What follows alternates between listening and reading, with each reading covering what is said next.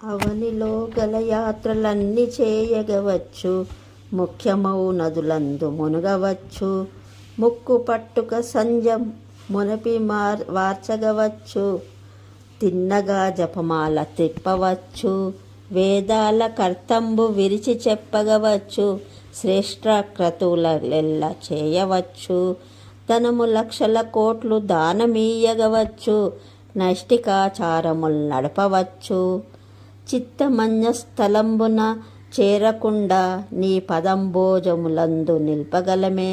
భూషణ వికాస శ్రీధర్మపురి నివాస, దుష్ట సంహార నరసింహ దురిత దూర.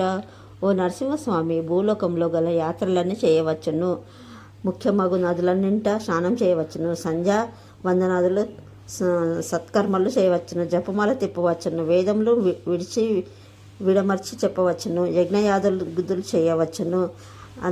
నీ పాద